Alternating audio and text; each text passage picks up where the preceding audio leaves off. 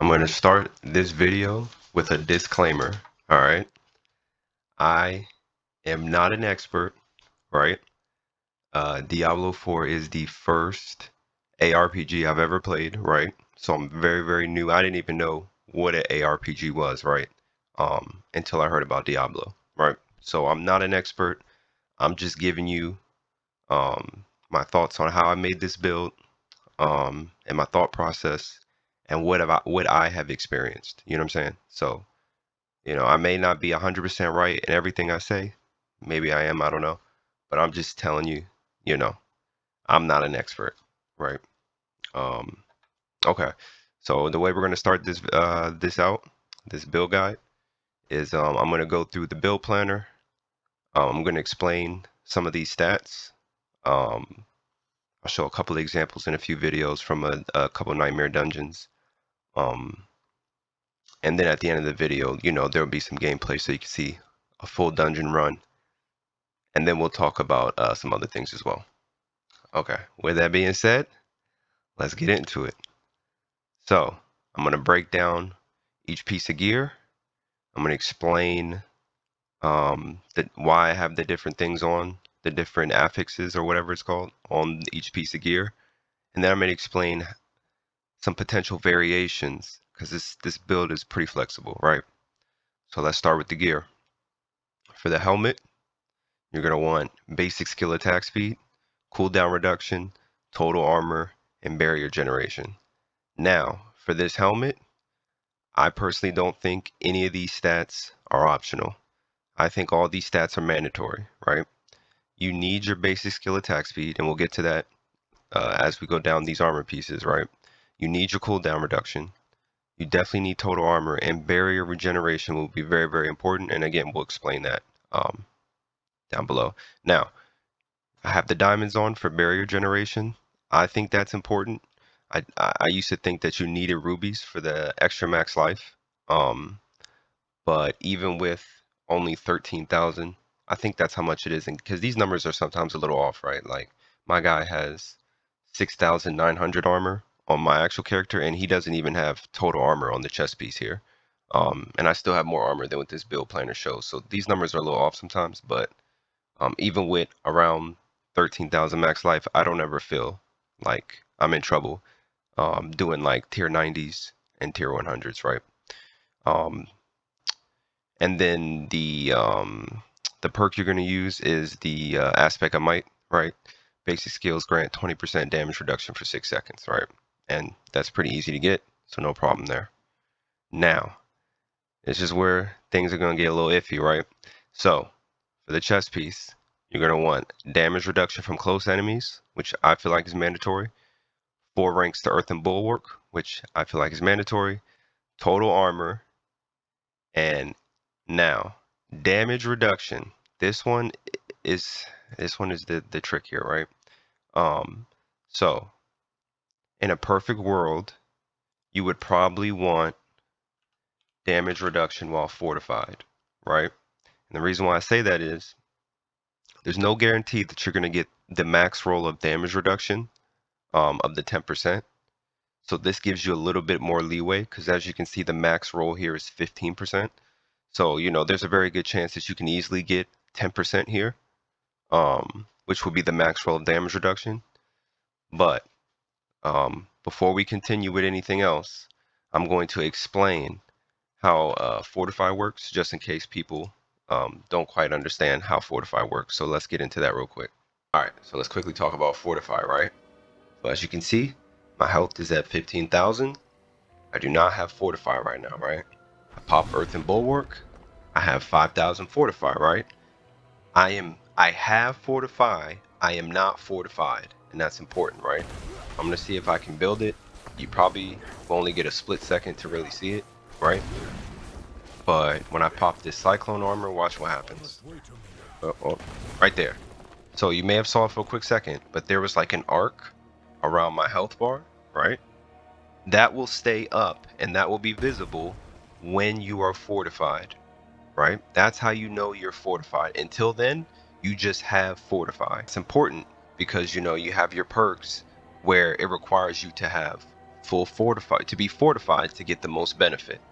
That's for your damage reduction. That's for your, you know, your core skills do X amount of damage, blah, blah, blah. So that's just something to keep in mind when we're talking about damage reduction, right? As you can see on my gear, it's different from the planner because, like I said, I don't have total armor, and I have this damage reduction while fortified. And again, I don't know which one's better, but that's just something to keep in mind, right? Okay, so now that we got that out the way, like I said, it's up to you whether or not you get damage reduction or damage reduction while fortified. And then also, you know, you may just have bad RNG or just not enough time to get whatever one you think is better. So either one will do in the end, right? I don't really think it matters too much. I think you'll be fine. But yeah, so I just put damage reduction for now, because that's always just going to be no requirements. You're just always going to have it, right? Now, the aspect that we're using here is the aspect of Mending Stone. This is required. You can actually get this from your codex, just like you can this one, which is nice. And so the duration of Earthen Bulwark is increased by 6 seconds. In addition, killing an enemy with an Earth scale replenishes 504 of your active Earthen Bulwark, right? And we'll go over how all that works later. But the increased duration here is really nice because, you know, while you have Earthen Bulwark, you're unstoppable. And so now your Earthen Bulwark is now 9 seconds instead of 3 seconds. So you're unstoppable for 9 seconds. And that cooldown is not actually going to be 16 because I don't think this build planner accounts for whatever your cooldown is. So that number is actually going to be a lot lower, right? Okay, so now the next thing, for the gloves, you're going to want lucky hit chance, attack speed, crit strike chance, and ranks of landslide, right? Now, attack speed, I think is mandatory. Crit strike chance, obviously, you want to crit, so that's mandatory. Ranks of landslide is mandatory. Now, lucky hit chance, I think it's mandatory, but I also know it's very difficult to get all 4 of these. So if you can't get it, I mean, it's fine, I guess. I actually don't even have it on the gloves that I have. I can't seem to get it as well. I only have 3 ranks of landslide on my build, and I don't have lucky hit chance. But I'll explain why I think it's important to have. But if you don't get it, you can get like dexterity for the extra small little boost to your crit strike chance. You can get whatever you want, really, right? The best choice is probably crit strike damage with earth skills. That's probably the best bet. But like I said, if you can't get it, it is what it is, right? The aspect we're using here is the aspect of retaliation. Your core skills deal up to 40% times increased damage based on the amount of fortify. And so this is why I said the same thing with the damage reduction while fortified. As you can see here, just like the Edge Master one, you're getting the most benefit based on your amount of fortify. So if you're not fortified, you don't have 40% X damage, right? And that's why I said fortify can be a little iffy depending on your experience and how you play, right? So now for the legs, we got damage reduction. And again, that is the same thing. You could easily put damage reduction while fortified if you're good at fortifying, keeping yourself fortified, right? Then you got damage reduction from close enemies. I think that's mandatory. Total armor, I think is mandatory. Now, I put damage reduction while injured here, and we'll go over that real quick, right? So, the way I play this build, you've probably seen builds where you like the low life bulwark. I don't play this build that way, but the reason why I have it, and I have it on this, I have it on the feet, and I have it on the amulet. And the reason why I play it this way is because it gives you the option if you want to play that way, or even if, you know, you're in a tough spot and you're at low life, now you get this boost to damage reduction while injured, right? And also, we'll talk about why I think this is actually important if you want to try to beat Lilith with this build. And that's going to be a separate discussion because I've noticed some things as I've tried to beat Lilith with this build, right? So with that being said, the aspect we're using is the aspect of disobedience. I think it's mandatory. You know, until you get a perfect roll, you can easily get it from the codex. So, oh yeah, and so by the way, like the thing I like about this build, 1, 2, 3, 4, these first 4, you can get all these from the codex.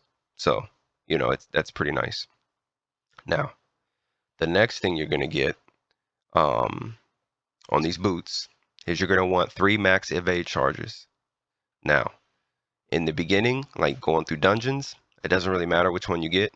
The one I prefer if I can't get the max evade charges is attacks reduce the cooldown of your evade. I like that one. But this is going to be mandatory for if you try to fight Lilith, right? So now you're going to want movement speed, damage reduction while injured. I think these last two, I truly don't know what's best for feat, right? I think dodge chance is okay. I mean, maybe you can think of something better. I think fortified generation is nice, just in case you have a little bit of issues staying fortified. I think that extra boost is nice. If you don't need it, I mean, those two, those are optional. You can pick whatever you want. I don't know what's best for those. I just think the movement speed, the damage reduction while injured, and the max evade charges, I think those are the only mandatory things, right? Okay, next we're gonna have the axe here, right? And you're gonna want to axe because you want the damage to healthy enemies, and that synergizes with the barber because before they explode, they're healthy, right? Their health doesn't go down; they're always going to be healthy. So it synergizes very nice with the barber. So you're gonna want vulnerable, crit, all stats, damage to close. Now, if you can't get damage to close, you can get core skill damage. I don't know which one is more important, I'll be honest with you. The all stats is important because it allows us to hit just about all of our rare nodes in the Paragon board. So I think all stats is important. And vulnerable and crit, you've heard it plenty of times. That's obviously really important. The aspect we're using here, and this is important, is the aspect of Aftershock, right? Landslides, earth pillars each strike a second time and deal additional 12% bonus damage per hit, right? This is extremely important because this is going to boost your damage in so many different ways. And not just with landslide, right? Like it's going to, we're about to get to that in a second. So next we're going to go to the amulet, right? You're going to want movement speed, cooldown reduction, damage reduction while injured. Now for the ranks part, I truly don't know what's the best. I'm very new to Druid. Preseason I play Rogue. The first half of this season I play Rogue, and I'm very new to Druid. And I don't know, maybe the Envenom one is the best. But I just picked this because I really don't know, right? And on top of that, it's extremely hard to get the perfect roll of ranks and movement speed. So, I mean, I don't think you really need to stress about it too much. I don't even have natural disaster on mine. I think the one I have is, I don't even know what I have actually, but it's not anything good. I may not even have ranks at all on my amulet. I'll have to check. But yeah, and the aspect you're going to use is the aspect of symbiotic aspect. When the Nature's Fury key passive triggers a free skill, your non-ultimate cooldown of the opposite type are reduced by 8 seconds, right? And then the heart you're going to use is the Heart of Revenge, the suppressing incoming damage, right? And we're going to explain this after we get through all this, right? So the next on the ring, right? You're going to want basics. You're going to want vulnerable damage, crit strike damage, crit strike chance, and barrier generation, right? And then on the next ring, you're going to want the same thing, but lucky hit, right? For the aspect, you're going to want basic skill attack speed. If you don't have that, you can go the core one, the accelerating one. But I think for Lilith, I think this is going to be more important. So it's up to you. And then for the next ring, you're going to want the subterranean aspect, right? Poison Creeper active. Poison Creeper is active. Excuse me. Also cast landslide in a circle around you. Earth skills deal 20% increased damage to poison enemies. And you're going to want the heart. You're going to want the inexplicable force one, the one that pulls enemies when you pop a ult. And then for this ring, you're going to want the barber. Now, I will say this. If you're against using the barber, you can get away with not using the barber. You will do a decent amount of damage. I'm pretty sure you could probably still do dungeons, no problem, right? Depending on what you put here, right? But against Lilith, yeah, you're probably going to need the barber. I'm not going to lie. You're probably going to need the barber. So yeah. Okay, so now on this little totem thingy, you're going to want cooldown reduction, crit strike chance, barrier generation. Oh, I have lucky hit chance here, but that's actually not what you want, right? You actually want attack speed. You actually want basic skill attack speed. So glad I caught that, right? And then the aspect you're going to use is the aspect of natural balance, right? Casting a storm skill grants your earth skill 45% crit strike damage for 4 seconds. Casting an earth skill increases your crit strike chance of a storm skill by 12% for 4 seconds, right? Now, we're going to go over the boons, right? And then I'll explain how some of these synergize with the skills as we go over the skills. So, for dungeons, you're going to want wariness, take 10% reduced damage from elites. Against Lilith, you're going to want this, the gain 10% maximum spirit, because there are no elites when you fight Lilith. I don't think those ads count as elites when you fight Lilith, right? For dungeons, you're going to want swooping attacks. When you go against Lilith, you're going to want swooping attacks, Scythe Talons, or swooping attacks and Avian Wrath. I don't know which one's better. I think this one's better, so I would go with these two, right? Now you're going to want Pack Leader. Critical strikes have a 20% chance to reset the cooldowns of your companion skills. And you're going to want the Fortify one, a bolster. Fortify for 15% of your max life when using defensive skill. And for the last one, we're going to use this Nature Magic skills have a 10% chance to reduce the cooldown of your ultimate skill by 2 seconds, right? Now, let's talk about some of these perks real quick. So, when you crit, you have a chance to reset Poison Creeper, right? Now, why is that important? Because Poison Creeper, because of this right here, casts Landslide, right? So basically, the way this build works was, I'm not a fan of casting Landslide. Like, it feels kind of clunky, it doesn't feel good. But when I cast Poison Creeper and cast Landslide, it feels really good. And it's nice because it has synergy when we go over the skills, right? So that's why this is really nice. Essentially, you could be permanently casting Landslide as long as your lucky hit is hitting. This will constantly get reset, and you can just constantly spam it until you run out of enemies to kill, right? All right. So, oh, and the benefits from Landslide is you get this thing called Terramotes, right? Um, and when you get a Terramote, it gives you a guaranteed crit strike chance with 40 times critical strike damage, right? And so all these perks also work on this now, on Poison Creeper, right? So let's go over the skill tree real quick. So then we can also break this down a little further. So you're going to want Storm Strike, and you get this because you want the damage reduction. You get Vulnerable. It has a chance to immobilize, and it chains, if I'm not mistaken. Yeah, it chains to 3 surrounding enemies.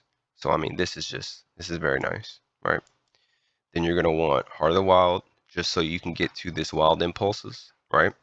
And you don't have to worry about the spirit costs, because I know Druids, they're a little iffy with spirit costs, because for the most part, you're going to be using this, right? You're going to be using Poison Creeper, and you're going to be using Earth and Bulwark. So you really stay topped off for the most part. Then this I just threw on because I didn't know what else to put the one skill point. You're going to want 5 ranks to Landslide. And then you're going to go Enhanced Landslide, and you're going to go Primal Landslide, right? Now for Earth and Bulwark, I think you go 5 plus the 4, and then you go to Enhanced Bulwark, and then you go to Innate Earth and Bulwark. This is what you need. Do not take this. You take this because you will do a ton of damage with Earth and Bulwark. It does an insane amount of damage. When I first made this build, I had this, and I actually did not have the Nature's Fury here. I actually had the Fortify one here, so instead of the 40%, I had 60, and I think I hit an enemy for like 300 million in a tier 100. Yeah, it was insane. But I still think this is the best choice right here, and we'll get to that later. Then you're going to have Cyclone Armor. You can either have the damage reduction or the vulnerable. I don't know which one's more important. It's up to you. Now, the reason why we have Cyclone Armor here is because with Nature's Fury, this symbiotic, when your key passive triggers, your non-ultimate cooldown of the opposite type are reduced by 8 seconds, right? So what does that mean? That means when we cast this, we have a chance to reset this for 8 seconds, which means that, and it also means that it also has a chance to be cast too, right? Because the way Nature's Fury works is casting an Earth skill has a 30% chance to trigger a free Storm skill, and casting a storm skill has a 30% chance to trigger a free earth skill. So when you cast this, you have a 30% to cast this again. So you can pop this, do damage to an enemy, pop this, which will also have a chance to pop this again, while also resetting the cooldown. So you can just pop this again. Very, very nice. Thing I forgot to mention here is the way Nature's Fury actually works is it's just casting an Earth skill or Storm skill. So it's not even the case that, I mean, this does have a chance of resetting the cooldown, but spamming this Storm Strike, since it's a Storm skill, this is what reduces the cooldown on this, right? So I just wanted to add that in there. Okay, so now you're going to get Ancestral Fortitude, and then you're going to get Vigilance, you're going to get Poison Creeper, Enhanced Poison Creeper, and you're going to want Brutal Poison Creeper. Since you're able to spam this because of this boon, all the enemies entangled by your Poison Creeper get an additional 20% crit strike chance. So that's really, really nice, right? Then over here, you're going to want 3 ranks to Crushing Earth, 3 ranks to Stone Guard, 3 ranks to Safeguard, 1 point into Neurotoxins, and 3 points into Envenom. The reason why you want 1 point into Neurotoxin is not just to get this, but it's because now poison enemies are slowed, and now that means your poison becomes crowd control. And now you get bonuses for crowd control. Then you're going to want 1 point into Defiance, 3 points into Natural Disaster. Like I said, I don't know if the ranks on the amulet is the best in slot, but I just picked it. 3 ranks into Resonant, and then you're going to have your ultimate, Petrify. Encase all nearby enemies in stone, stunning them for 4 seconds. You deal 30 times increased critical strike damage to enemies affected by Petrify. Against bosses, the critical strike damage bonus is increased to 50 times, and its duration increased to 7 seconds. Very, very nice. And this just gives you an extra second to Petrify.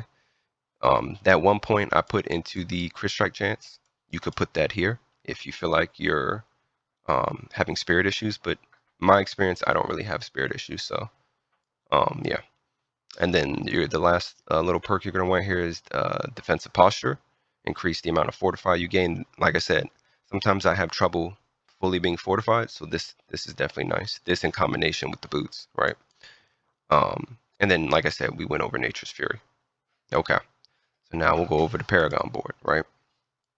So with the Paragon board, the way I built my Paragon board was I tried to pick glyphs that have the most uptime, that I know, like, even though, you know, most of the time you're gonna want these where is it at? You're gonna want glyphs that have these little multiplicative stuff, and I know that's good, right? But on a all human druid where you can't transform, it's hard to get that. So then the next best thing was to get the base percents that I know I can trigger 100% of the time, right? Like, you want to build that bucket of your percent damage and then have everything else multiply it, right? So the first let me open this up, sorry. The first Paragon boy we're going to do is the starter one, and we're going to do human. 92.4% damage while human form. We never transform. This has 100% uptime. Plus you get 10% damage reduction while in human form. It's beautiful. And make sure you follow the order that I'm going to. These are marked in the correct order, right? And you can see these little things. I'm not going to go over those because you can see them, right?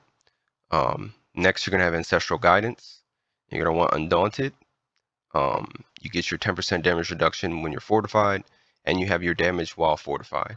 Now, I'm assuming that damage while fortified means you have to be fortified, and it's not if you have fortify, right? So keep that in mind. If this becomes an issue for you and you can't use it, so you can do Guzzler for the increased damage while healthy. I mean, you should be healthy pretty easily. Or you can go, where is it at? Sorry. Oh, you can go Outmatch, right? You deal 16 times increased damage to bosses. I mean, yeah, to non-elites and bosses, right? You could use that. The only issue is you'd have to figure out how to rearrange the Paragon board. So I think you just stick with this, right? But I was just giving you some options. You have your glyphs here. I'm going to talk about this glyph because this is important. This right here is extremely important because you're getting you're getting 4 spirit on kill. So this definitely helps the times you do need to use your core skill. But like I said, for the most part, you don't really need to use it because you have Poison Creeper. But this is still nice. And this is just a bonus right here. I mean, for the most part, things will die before you actually need to cast your landslide. But you do have this option against like a boss or maybe an elite that you think is going to be a little bit trouble. You can just spam your landslide so that you spend that 75 spirit, and now you get 30 times increased damage for 5 seconds, right? The next thing we're going to go to is constricting tendrils. And you're going to want territorial. 97% damage to close enemies. This is a melee build. We will always be in melee range. So we get the damage reduction. So this is nice. Then you got your health and your nature damage. Then you're going to go to the Earth and Devastation board, and you're going to pick up Earth and Sky. Nature magic skills deal 10 times increased damage to crowd control or vulnerable enemies. All your skills outside of Poison Creeper are nature magic skills, except when Poison Creeper now casts Landslide. That Landslide is nature magic, so you get this bonus too, as long as they're crowd control or vulnerable. But remember, when you cast Poison Creeper, enemies are now slowed, so they are crowd controlled. So this will have 100% uptime, pretty much. And then you're going to get this Earth and Devastation. Your Earth skills deal 30 times increased damage to enemies afflicted by crowd control, right? And then the next board you're going to go to is up here. And you're going to get this Inner Beast board, and you're just going to put Exploit here just to get the vulnerable perk. And then lastly, you're going to go here to Heighten Malice. You're going to get Spirit. And you're going to get this 87% critical strike damage, and you're going to get the critical strike bonus, right? And yeah, that's about it, pretty much. Okay. So I'm going to just show a little bit of gameplay, and then I'll just talk a little bit, and then I'll just let it run out, right? But as you can see, I pop Orphan Bulwark. I have Fortify, I'm not Fortified. I pop my ult to bring them close to me. I pop Poison Creeper, and I can keep spamming. And then to finish them off, you can pop Bulwark to make them explode, right? Now, you see that bar? I'm Fortified now, so all the benefits would Fortify. I have max Fortify, and that's what I was talking about, where you can have a little, you don't have to have full health to be Fortified. As you can see here, I don't have full health, but I am Fortified. Right, and then it's just constantly just bringing enemies in. You can just pop your core skill every now and then. The reason why I didn't pop Poison Creeper there was because there's no guarantee it'll get reset on one enemy, right? So you just want to try to do it on multiple enemies and not just one enemy, right? Unless you have to, right? And again, this gameplay isn't the best. I'm a bot, I realize that, but I'm just showing you how I play. You can probably play better, right? But that's all you really have to do, right? You can cycle between your Cyclone armor to get the benefits from that, and then also to potentially pop another Earthen Bulwark, but Earthen Bulwark will do a lot of the damage for you, right? Like against, like, you want to typically pop Earthen Bulwark when you feel like, okay, Poison Creeper is not really doing its job. Or you're in a tough spot, you know what I'm saying? Cyclone armor is also good to pop, not just for the Earthen Bulwark, but because it pushes enemies off of you, right? Same thing with Boulder. If you choose to use Boulder over Cyclone armor, you use Boulder as a way to group enemies together, or as a way to get enemies off of you. If they're like, you know, like the big goat men who do like the slam, where they jump in the air and they slam down on you, you can actually interrupt that animation by using Boulder, or even using Cyclone armor, and you can push them back. So it just depends how you want to use it. Certain dungeons, you probably would need to use Cyclone armor over Boulder. But I mean, again, I don't know if that's just a skill issue on my end or if it's a build issue. That's also another thing, right? I'm sure it's just a skill issue on my end, because I was able to complete a tier 100 with Boulder, but then I tried another one and I felt like I needed that extra damage. Well, maybe it also could depend on the affixes too, right? But yeah, and that's pretty much it. And then the thing I forgot to touch on is probably what I would call the cons of the build, right? And I would say the biggest con of the build is it doesn't have, it lacks movement, I guess I would say. Now, in terms of movement speed, of course, if you were able to get the max rolls on your amulet and boots, you're probably looking at close to 160% movement speed as you can get, right? Probably be like 150 something. And then with Ghost Walkers, you get that extra 25. So as far as movement speed goes, I mean 100, 170, 180, whatever the percent comes out to, right? That's pretty decent movement speed. I think the cap is like 200% anyway. So But when you're fighting someone like Lilith, for example, like dungeons, it doesn't really matter. You'll be fine for the most part. But for Lilith, it is a little challenging, at least for me, right? Could be a skill issue on my end. To dodge those waves on this build, because I'm so used to using dash on rogue. So I don't know. You probably could try trample out as like a pseudo kind of dash, but yeah, that's just something else I want to bring up. One thing I will mention is I tend to avoid certain affixes when doing tier 100s. I don't know if, you know, your expectation is that you want to build that you can just speed run all tier 100s. That wasn't my goal. My goal was just to be able to make a build where I could complete a tier 100 and I would have to do very, very minimal changes to try to go and beat Lilith. Still in the process of trying to beat Lilith, so as it stands, this is all I got. But poison, like anytime the affix is, you know, the usual ones that are just annoying, those are the ones I avoid. I won't go through the list. Just whatever you find annoying, just avoid it, right? Maybe what I find annoying isn't annoying to you. But anything where their additional damage is dealt as poison, yeah, I don't even bother with that unless it's like spiders, like Sarat Slayer. Then I like Sarat Slayer, so I'll pretty much run any affix that it has. But I avoid that. And those bees, I'm telling you, man, those bees, I don't know what it is. Maybe I'm a bot, but those bees, they just melt, especially with the poison affix. So I don't do anything with those bees, man. Those bees are just, yeah, they're the worst. But yeah, that's the last thing. I'll let this run out, and then I'll talk about the boss fight, right? And how you would fight bosses.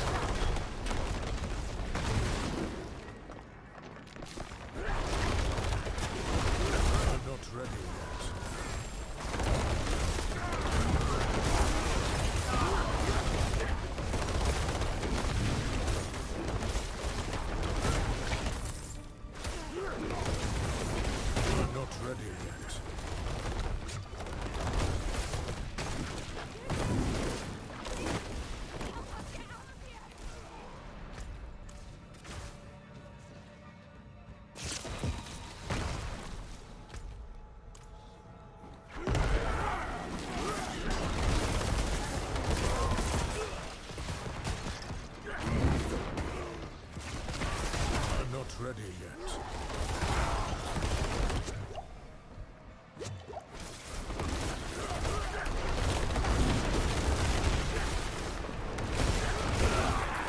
I'm not ready yet.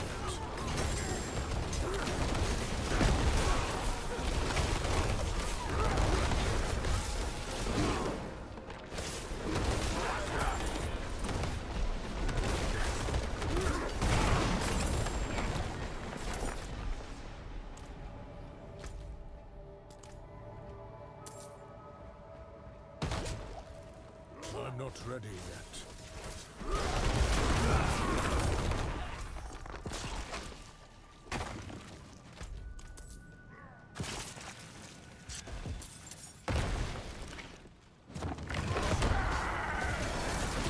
I must wait a minute.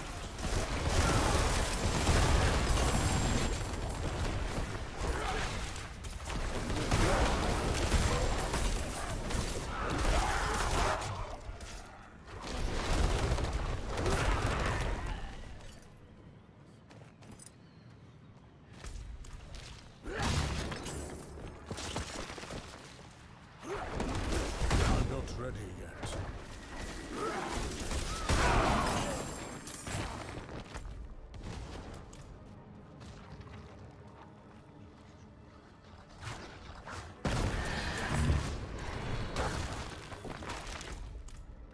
I know this video is a little long. I apologize if you made it to the end. Cool. I hope it was at least useful and it didn't waste your time, right? But let's just go over bosses real quick. As you can see in the video, I'm fully fortified. I have all the bonuses. I'm gonna wait here just to make sure my ultimate comes back, right? So you start the engagement popping your ult, and then you can pop Poison Creeper, and you can pop Bulwark, and then you're done, just like that. Hope the video was useful. All right, peace.